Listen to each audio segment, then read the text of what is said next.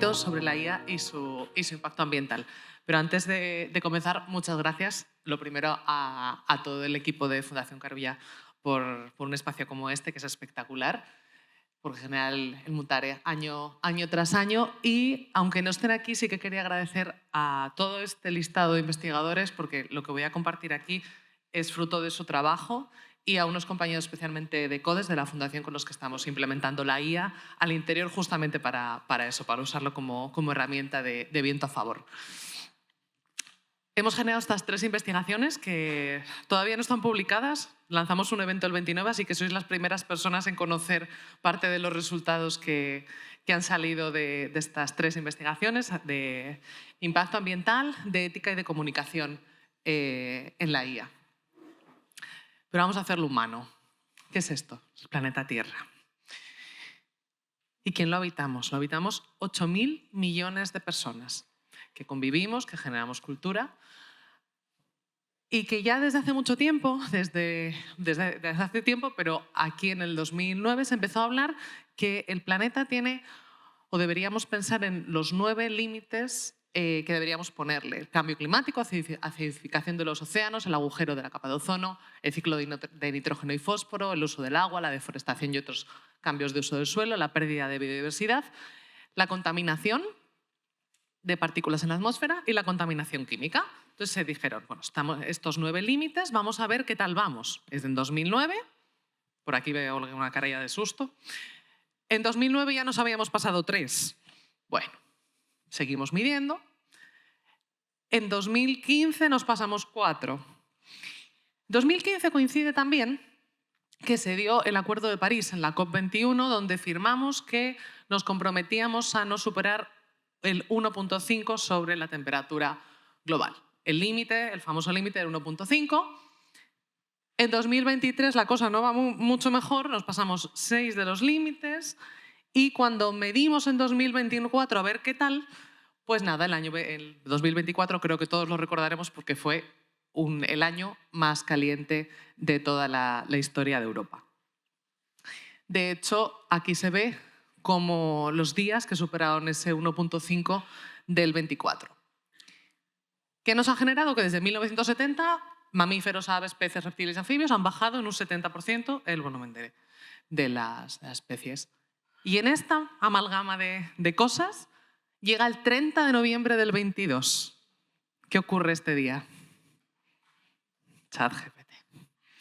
OpenAI lanza ChatGPT, la primera vez que habíamos hablar de un modelo de IA conversacional. ¿Qué va a ocurrir? Pues nada, que en 5 días básicamente ya teníamos 1 millón de usuarios. Lo que a Netflix le costó 3 años y medio, ChatGPT lo consiguió en solo 5 días. A lo que se aspira este año es que se use, que haya 1.000 millones de personas usándolo semanalmente a finales de 2025. Hasta ese momento no habíamos oído hablar mucho de inteligencia artificial, nos sonaba como bien lejano. Y de repente empezamos a hablar de centros de datos. Y ya se metían las conversaciones de los centros de datos, que lo han nombrado los compañeros también, y de los proveedores de servicios en la nube, porque como bien decías, a pesar de que la inteligencia artificial no se ve, necesita ciertas cosas. Cuando me preguntó el equipo de la Fundación, danos una frase, la primera que pensé fue esta: que la IA puede ayudar efectivamente a proteger el planeta, pero su desarrollo no puede ignorar el impacto ambiental de sus propias infraestructuras, porque aunque no se ven, existen. Así que quería que reflexionáramos hoy sobre cuál es el impacto ambiental asociado a las infraestructuras digitales. ¿Qué implica? Lo primero ya sabemos, necesita centros de datos. ¿Qué son los centros de datos? Ya sabemos que son estas instalaciones físicas, existen, ahí podemos ver una imagen generada con IA. ¿Y qué hacen los centros de datos? Nos están alojando sistemas computacionales, que nos sirven ¿para qué? Para tener nuestros servidores, los sistemas de almacenamiento de datos, porque generamos mucha información y esa información se tiene que guardar en algún sitio. Tenemos equipos, sistemas de refrigeración que hemos nombrado ya y dispositivos de seguridad. ¿Qué hacen los centros de datos? Nos sirven para garantizar que continuamente tenemos acceso a los servicios digitales. Pero además de estos, necesitamos los proveedores de servicios. ¿Por qué? ¿Y qué hacen los proveedores de servicios? Nos ofrecen servicios informáticos.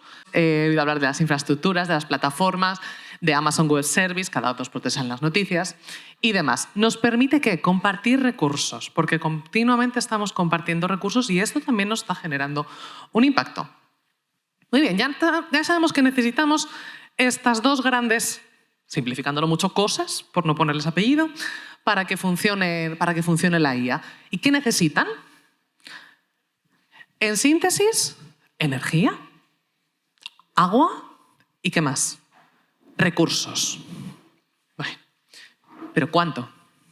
¿Cuánta energía, cuánta agua y cuántos recursos? Los centros de datos, solo un par de apuntes con esto, consumieron en el mundo, fijaros, en 2022, todavía no se había lanzado, entre un 1 y un 1,5% del consumo energético mundial. Y diariamente, un centro de datos de hiperescala consume entre 1 y 5 millones de litros de agua. Oigo por ahí silbar, efectivamente, sí. En 2020, el volumen global, porque decíamos que necesitan también recursos, el volumen global de residuos electrónicos generados era de 53 millones de toneladas. Y esto no es lo más grave. El tema es que de esos 53, menos del 20% se gestionaron adecuadamente. ¿Qué significa todo esto? Que nuestras acciones, ya lo sabemos, dejan huella. ¿Y entonces qué hacemos? Bueno, compañero, Albert, nos hemos puesto de acuerdo porque efectivamente todo gran poder conlleva una gran responsabilidad, también me encanta. ¿Y esto qué nos tiene que hacer? Nos tiene que hacer pensar. Y ya se han puesto encima de la mesa 4 grandes tendencias que se conectan con todo lo anterior. Lo primero, hay que poner el foco en la eficiencia energética, hay que poner el foco en fuentes renovables, en las ubicaciones estratégicas, donde vamos a colocar toda la infraestructura y en cómo optimizamos el almacenamiento de datos. Lo comentabas ya, Albert, la importancia de la legislación. Hay una legislación que afortunadamente ya empieza a amparar y les quiero compartir ciertas buenas prácticas que se están poniendo. He elegido solo 2, hay muchas, os invito a leer los informes. A nivel de estrategias sostenibles de centros de datos, esta es muy interesante. En Wave es un sistema de refrigeración profunda con agua del lago que consigue, ahora lo veremos, reducir el consumo en un 75%. ¿Por qué? Porque necesitamos frío y necesitamos agua. Entonces se puso en Toronto y básicamente se metió la infraestructura debajo del lago de Ontario. Y aquí se ve cómo va circulando. Y otra buena práctica que se recoge en los informes es Google Cloud Platform, que tiene una operación de carbono neutral y optimización de la IA. La parte buena es que ya estamos hablando de neutralidad, ya estamos hablando de cómo las empresas están virando, tanto porque están siendo muy señaladas, porque están consumiendo un gran recurso, como porque a nivel de eficiencia de costos, evidentemente, lo tienen en la mira también. Se están igualando desde 2017 el consumo eléctrico anual con compras de renovables. Quieren operar con energía totalmente libre de carbono en 2030 y están consiguiendo, aquí es donde ya estamos viendo ejemplos interesantes sobre cómo la IA juega como viento a favor, que decía al principio, porque la están empleando para bajar el consumo hasta casi un 40%. Aquí vemos el ejemplo de Google con las infraestructuras, porque bueno, si tenemos acceso a Internet 24 horas también deberíamos tenerlo con energías libres de carbono. Ajá, este es el presente. ¿Y ahora? ¿Qué hacemos? Vamos a mirar un poquito hacia adelante. ¿Cuáles son los desafíos y las oportunidades que se nos vienen? Los grandes desafíos los tenemos súper identificados y han salido varios. ¿Cómo gestionamos adecuadamente el consumo energético? ¿Cómo reducimos la huella hídrica?